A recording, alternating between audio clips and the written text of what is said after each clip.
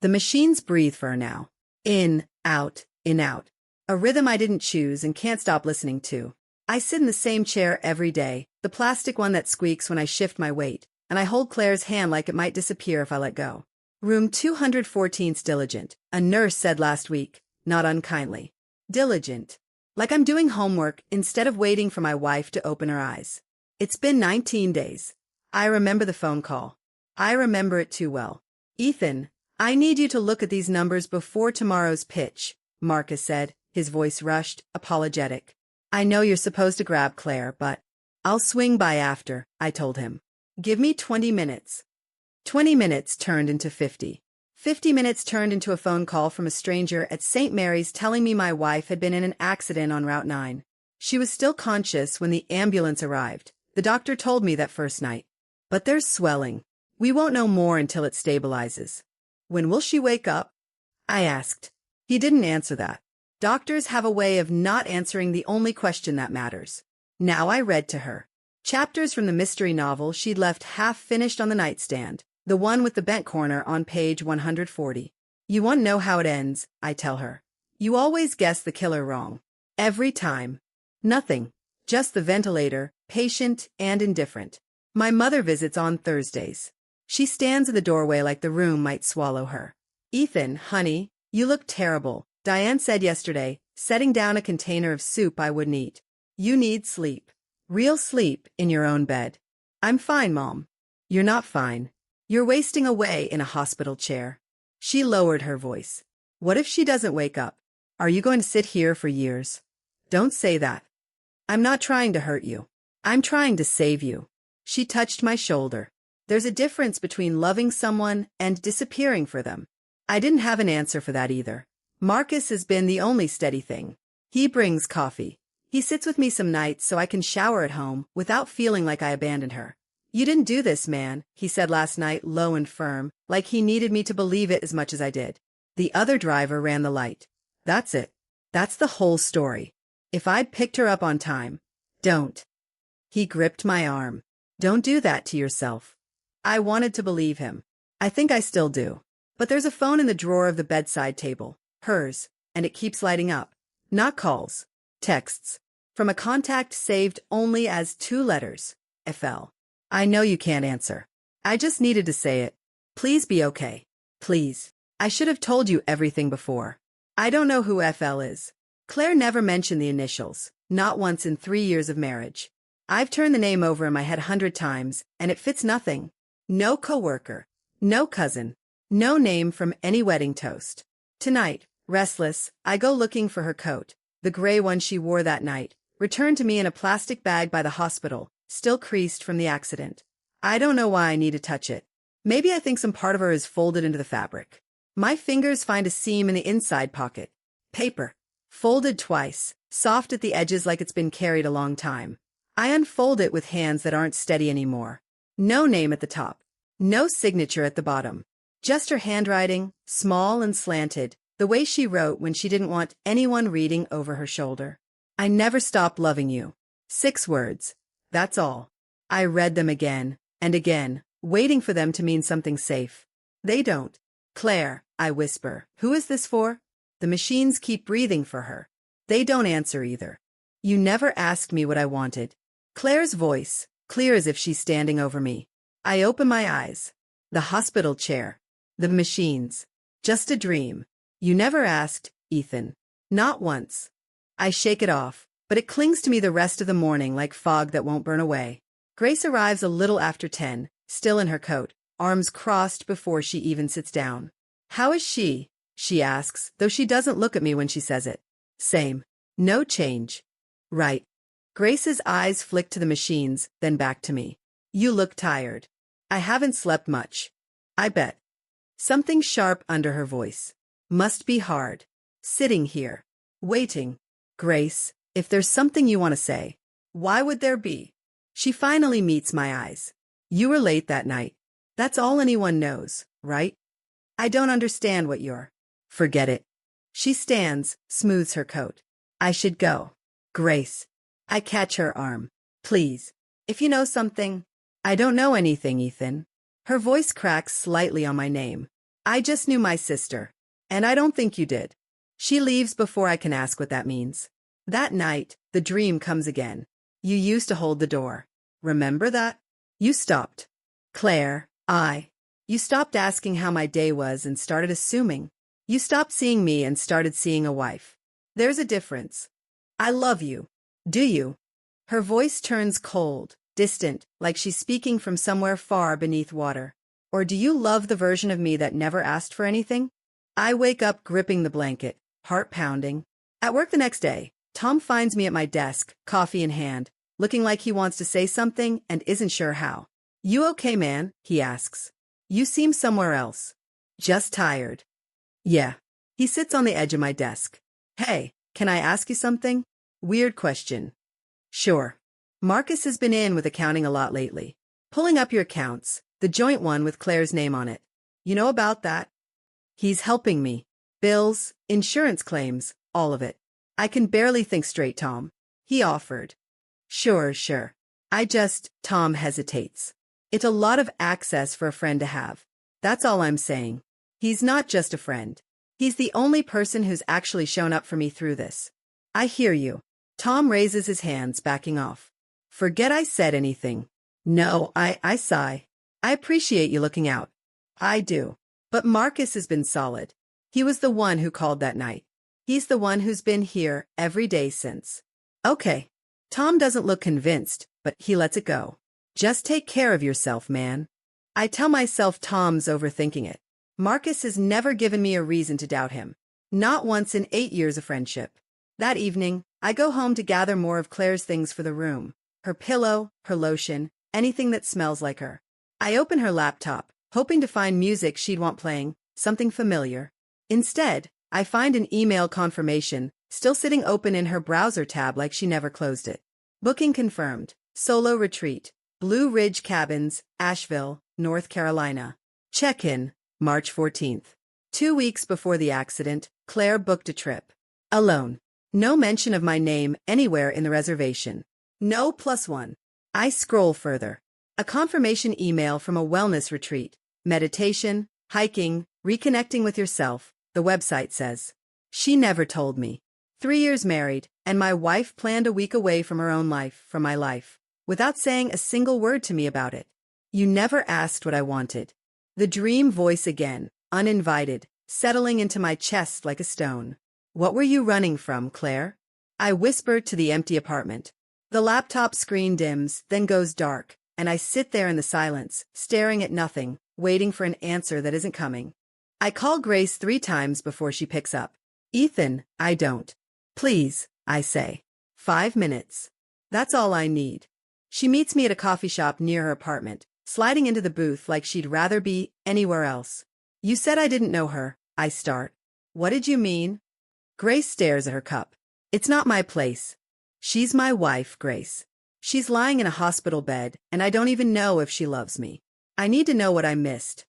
Grace exhales, long and slow. She was unhappy, Ethan. For a long time. Over a year, maybe more. Unhappy how? She felt invisible. Grace's voice shakes. She used to call me crying, saying you'd stopped really looking at her. Not fighting, not yelling, just gone. Present in the house, absent everywhere else. I was working. I was trying to build something for us. I know. She knew that too. That's what made it worse. She couldn't even be angry at you, because you weren't doing anything wrong. You were just doing everything except her. I sit back, the air knocked out of me. Why didn't she tell me? She tried. I think she tried in small ways and you didn't notice. I think of 100 nights. Claire setting down her book with a sigh I never asked about. Claire saying, we should talk sometime, and me saying, tomorrow, I promise. A promise I kept breaking. I have to go, Grace says, standing. I've said more than I should have. Grace. Just be honest with yourself, Ethan. That's all I'm asking. At the hospital that afternoon, Dr. Whitfield asks to speak with me privately. Mr. Cole, I want to go over Claire's scans again, she says, pulling up an image on the screen. Is something wrong? Not wrong, exactly. Unusual. She points to a shaded region. The pattern of stress markers in her cortisol levels, combined with her sleep cycle history before the accident, it suggests prolonged psychological strain. Months of it, not days. What are you saying? I'm saying whatever happened on Route 9 wasn't the beginning of something. Her body was already under enormous stress before that night. She looks at me carefully. Do you know of anything she might have been dealing with? No, I say, and it's the first time the word has felt like a lie in my own mouth. That night I go through Claire's phone again, methodical this time instead of frantic. I cross-reference dates. March 2nd, a lunch meeting logged in her calendar labeled only M. March 9th, another. March 12th, 2 days before the accident. M, 7 p.m., the wharf. Marcus picks up on the second ring. Hey, everything okay? Did you meet Claire for dinner at the wharf on March 12th? Silence. Too long. Marcus. Yeah, he says finally. Yeah, I did. Why didn't you tell me? She asked me not to. She said she needed someone to talk to who wasn't going to report back to you. Report back? Marcus, I'm her husband. I know. I'm sorry, Ethan, I should have said something. She trusted me. I didn't want to break that. What did you talk about? Just life. Stress. She wasn't in a good place. And you didn't think that was worth telling me? I thought I was helping her the way she needed. I didn't think, he stops. I'm sorry. I really am. I hang up before I say something I can't take back. My chest feels tight, like the walls of every certainty I've built are shifting under me. That night, the dream comes harder than before. You never asked why I was breaking. Claire, please tell me now. I'm listening. Now. Her laugh is bitter, hollow. Now that I can't answer, you won't listen? I didn't know. You didn't want to know. There's a difference, Ethan. I wake up in a cold sweat and can't fall back asleep. I go to her laptop again, this time digging past the retreat email, into an old folder labeled simply drafts, unsent. Messages. Dozens of them. All addressed to the same contact. FL. I think about what would have happened if I'd chosen differently. I saw you today. I almost said something. I don't know how to tell Ethan any of this. And then, near the bottom, dated 4 months ago. I never stopped loving you. I don't think I ever will. The exact words from the letter in her coat pocket. My hands go cold.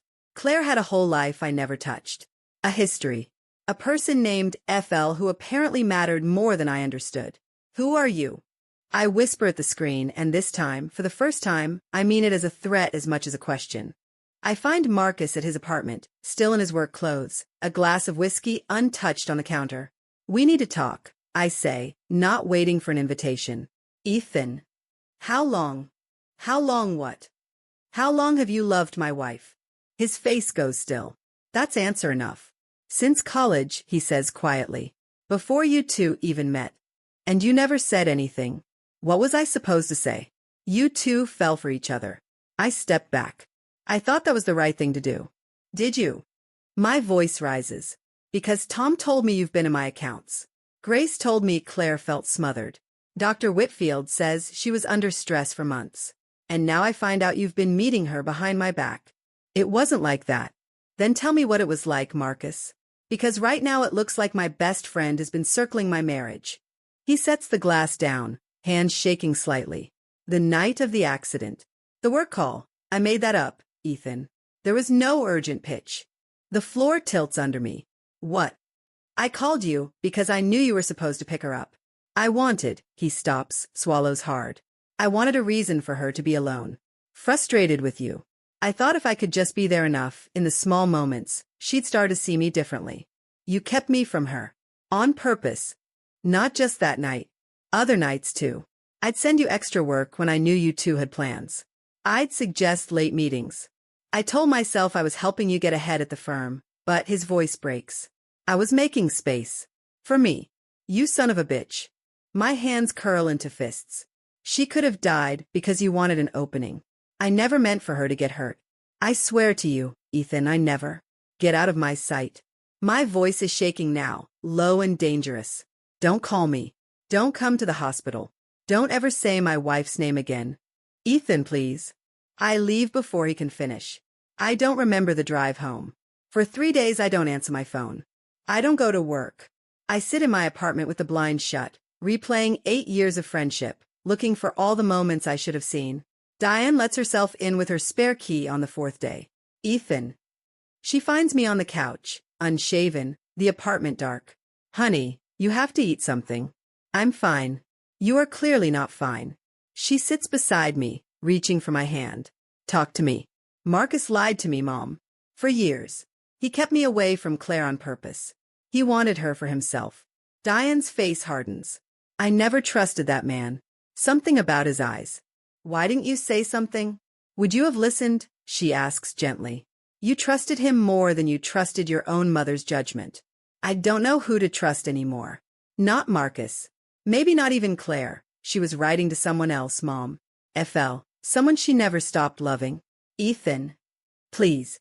I pull my hand back. I need to be alone. That's exactly what you don't need. Mom, please. She leaves, reluctant, glancing back at the door like she's not sure she should. That night I go to the hospital, unable to stay away even in my worst moments. I sit beside Claire and, for the first time, I stop talking about her book, her music, the outside world. I'm sorry, I say, my voice cracking. I'm sorry I let Marcus close. I'm sorry I stopped asking how you were. I'm sorry I thought loving you meant showing up physically and nothing else. I take her hand. I don't know who FL is. I don't know what I did to make you write those words to someone else. But I know I failed you, Claire. Somewhere along the way, I stopped seeing you, and I need you to know I see it now. I see all of it. The machines beep steadily, indifferent as ever. Please come back, I whisper. Give me a chance to be better. Dr. Whitfield finds me there 20 minutes later, glancing at the monitor with a different expression than usual. Alert, focused. Mr. Cole, she says carefully, I want you to look at this. She points to a small spike on the screen. That's motor cortex activity. It happened right after you started speaking. What does that mean? It means, Dr. Whitfield says, she might be hearing you. For the first time since the accident, her brain responded. I stare at Claire's still face, my heart hammering. Claire, I whisper, can you hear me? It takes 2 days and a favor from Tom, who has a knack for finding people, to get a name and number for FL. Felicity Lang. Portland now. Claire's college roommate, sophomore and junior year. A name buried so deep in old photo albums I never thought to look there. I call her before I can talk myself out of it. Felicity Lang? Yes. Who's this? My name is Ethan Cole. I'm Claire Bennett's husband. Silence on the line, long enough that I think she's hung up. Is she okay? Felicity's voice comes back thin, scared. She's in a coma. Car accident, almost 3 weeks ago. Oh my God. A sharp breath. Oh my God, no. I found your messages, I say, my voice tighter than I mean it to be. I need to know who you are to her. Please. Can we talk on video? I don't want to do this over the phone. We do. Her face appears on my screen. Kind eyes, tired, the kind of tired that comes from worry, not indifference. I loved her in college, Felicity says without preamble. We dated for almost 2 years. It ended badly, my choice, not hers. I left for a job overseas and didn't fight for us. She never fully forgave me for that, I think. And now? The letter I found. I never stopped loving you. That's yours? No. Felicity shakes her head firmly. That letter wasn't written to me. That letter was written by Claire, to herself. What? She sent it to me, Ethan, asking if it sounded right. She was practicing. She wanted to say those words to you, not about me. She was trying to figure out how to tell you the truth about her own heart. About what she wanted. I sit back, stunned. I don't understand. Claire reached out to me about 8 months ago. Not romantically, I want to be clear about that. She was drowning, Ethan. She felt like she'd disappeared inside her own marriage, inside her own life. She didn't know who to talk to who wouldn't judge her or tell her she was being ungrateful. Why you? Because I was the last person she remembers feeling completely herself with. Not because she wanted me back. Because she wanted herself back. The retreat. The solo trip. She told me about that. She was terrified to tell you. She thought you'd think she was leaving you for someone else, or that she didn't love you. That wasn't it at all. Then what was it? Felicity's eyes soften. She felt like she'd stopped existing as a person and started existing as a role. Wife. The one who manages things. The one who's fine. She needed space to remember who she was before all of that. She loved you, Ethan. She just didn't know how to love you and still hold on to herself. I press my palms against my eyes. She never told me any of this. She tried. She told me she tried 100 small ways and it never landed. She said you were a good man who'd stopped looking up long enough to see her. I thought, God, I thought you were the affair. I thought Marcus. Marcus? Felicity's face sharpens. Wait, Marcus Riley? You know him? Claire mentioned him. She said he'd started showing up more, being overly available, saying things that made her uncomfortable. She thought he had feelings for her, and she didn't know how to address it without causing problems between you two. He did. He's admitted it. He kept us apart on purpose. That's not on Claire, Felicity says firmly. Don't let that confuse what she was going through. Her wanting space from the marriage had nothing to do with him. She was trying to find her way back to you, not away. I sit there, letting it settle, every wrong conclusion I built collapsing at once. Thank you, I finally say, for telling me the truth. Go be there for her, Felicity says. When she wakes up, and I believe she will, she needs to know someone finally heard her. We hang up, and I sit in the quiet of my apartment, staring at nothing. All those messages. I don't know how to tell Ethan any of this. I saw you today and almost said something. Not declarations of a secret love. A woman rehearsing courage, trying to find words for a truth too big to say out loud. She wasn't hiding an affair. She was drowning, reaching for the one person who'd once let her breathe, trying to remember how to ask for help. And the whole time, I was so busy defending myself, protecting my pride, hunting for a villain. I never once asked the only question that mattered. What did you need, Claire? I never asked. And she never stopped trying to tell me. I sit beside Claire's bed differently that night. No script. No pleading. Just the truth. I stopped trying, I tell her. Somewhere in year 2, I decided love meant showing up physically and calling it enough. I stopped asking how you were because I assumed I already knew. That was my mistake. Not Marcus. Not Felicity. Me. The machines hum their steady rhythm. You wanted to find yourself again, and instead of noticing you were disappearing, I got comfortable. I let the routine replace the relationship. I squeeze her hand. I don't need you to forgive me tonight. I just need you to know I finally understand. That night, the dream comes again, but different. You came back, Dream Claire says, quieter now, the edge gone from her voice. I never left. I just wasn't looking at you the right way. I was so tired of being invisible, Ethan. I know. I see it now. Her expression softens, sorrow replacing the anger that's haunted every dream before this one. It's not too late, she says, and for the first time, it sounds like something close to hope. I wake up with tears on my face, but for the first time in weeks, they don't feel like grief. Tom calls me the next morning, voice tight, with urgency. Ethan, you need to see this. What's going on? Marcus. HR pulled him into a meeting an hour ago. Diane went to the partners with everything. The fake deadlines, the schedule manipulation, all of it. I backed her up with the project logs. It's done, man. He's finished here. She went to the partners? My mother. Apparently she's been sitting on this for days, gathering proof. Didn't want to say anything until she had enough to bury him. I called Diane immediately. Mom, what did you do? What you should have done the moment he admitted it, she says, unapologetic. That man doesn't get to walk away from what he did to you and Claire without consequences. You didn't have to. Yes, I did. He manipulated my son for years, Ethan. I wasn't going to sit quietly and let him keep his job like nothing happened. Thank you, I say, and mean it more than I can express. Just take care of yourself. And that girl in the hospital bed. That's the only thing that matters now. Grace calls that afternoon, her voice different than it's been in weeks, softer, less guarded. I heard about Marcus, she says. Tom told me everything. Yeah, it's been a lot. Ethan, I owe you an apology. I was hard on you because I was angry. Angry that Claire was unhappy and I didn't know how to fix it, so I blamed you instead. That wasn't fair. You weren't wrong, Grace. I did miss things. Important things. Maybe. But you're trying now. I can see it. Claire would see it too. I talked to Felicity, I tell her. She explained everything. The retreat, the messages, all of it. I know, Grace says quietly.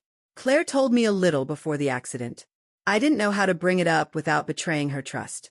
I'm sorry I let you carry all that suspicion alone. It's okay. I understand why. For what it's worth, Grace says, I think she still loved you completely. I don't think she ever stopped. She just needed room to remember who she was outside of being your wife. I know that now. Can I come see her? Tomorrow, maybe? Of course. She'd want you there. We talk a little longer, old wounds closing slowly, carefully, the way real repair happens. Not all at once, but stitch by stitch. That evening, I'm back in the hospital chair, reading to Claire from the mystery novel, finally past page 140. You'll never guess the ending, I tell her. I promise, this time you'd actually get it right. My phone rings. Dr. Whitfield's name on the screen. Mr. Cole, she says, and there's something different in her voice. Urgent, fast. I need you to come to the nurse's station right now. Her vitals are spiking. Heart rate, brain activity, everything's moving. Is that good? Is that bad? Doctor. Just come now, she says. I think this might be it. I drop the book and run. Her eyes open. I don't breathe. I don't move. I just stare, terrified that if I blink, this will turn out to be another dream. Ethan. Her voice is cracked, barely a whisper, but it's real. It's her. Claire. I grip her hand like it's the only solid thing left in the world. I'm here. I'm right here. Dr. Whitfield rushes in, checking monitors, shining a light in Claire's eyes, asking questions I can barely process. Claire, do you know what year it is? Do you know your name? Claire Bennett, she murmurs. Then, slower, uncertain, Cole. Claire Bennett Cole. Good. That's good. Dr. Whitfield smiles, relief evident even in her clinical calm. I'll give you a few minutes. Not too long. She needs rest. The door closes, and it's just us. I don't understand, Claire says, her eyes searching mine. I remember pieces. The car. Lights. Then nothing. Then voices. You've been asleep for 3 weeks. 3 weeks. She closes her eyes briefly, absorbing it. I remember feeling like I was underwater. Like I couldn't reach the surface, and I wasn't even sure I wanted to. My chest tightens. Claire. I felt so invisible, Ethan. For so long before the accident. I don't even know if you knew that. I know now, I say quietly. I talked to Felicity. And Grace. I know everything I should have asked you myself a long time ago. Her eyes widen slightly. Felicity told you? She told me the truth. That you weren't leaving me for her. That you were trying to find yourself again. I'm sorry I ever thought otherwise, even for a moment. I was scared to tell you, Claire whispers. I didn't know how to say I loved you, and still felt like I was disappearing. You don't have to explain anymore. I understand now. I really do. Tears slip down her face, and I wipe them gently. There's something else, she says. In the dark, wherever I was, I kept hearing you. Reading to me. Talking to me. At first, it made me so angry. I thought, he still doesn't see me, even now, even like this. I heard that anger, I admit. In my dreams. You told me I never asked why you were breaking. Her breath catches. You dreamed that. Every night. You were furious with me. And you were right to be. But then, she continues, something changed. Your voice changed. You stopped talking about books and started actually talking to me. Really talking. I heard you apologize. I heard you mean it. I did mean it. That's when I started fighting to come back, Claire says. Not because of guilt. Because I finally believed there might be someone waiting who actually wanted to know me. Not the wife. Me. I press my forehead gently against hers, unable to speak for a moment. Marcus, she says suddenly, weakly. Did you know he? I know everything. He's gone. Lost his job. He won't be near either of us again. She nods slowly, processing. I always felt strange around him. I didn't want to believe it was what it was. You don't have to think about him anymore. A soft knock interrupts us. Felicity stands in the doorway, hesitant. I can come back, she says. No, Claire says, a small smile breaking through. Come in. Felicity crosses the room and takes Claire's other hand. You scared us. I'm sorry, Claire whispers. Don't be sorry. Just get better.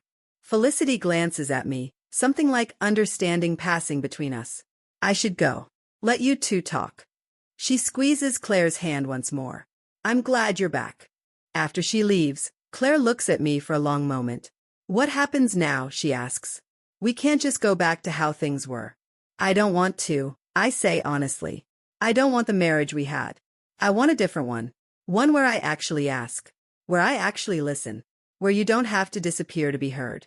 That sounds like a lot of work. I'm ready for it. If you are. Claire's fingers tighten around mine, weak but certain. I think I'd like that. Slowly. Honestly. Slowly, I agree. Honestly. Outside the window, the evening light spills gold across the room, and for the first time in 3 weeks, the silence between us isn't heavy. It's just quiet, the kind that comes after truth, not before it. This time, I don't just stay beside her. I see her.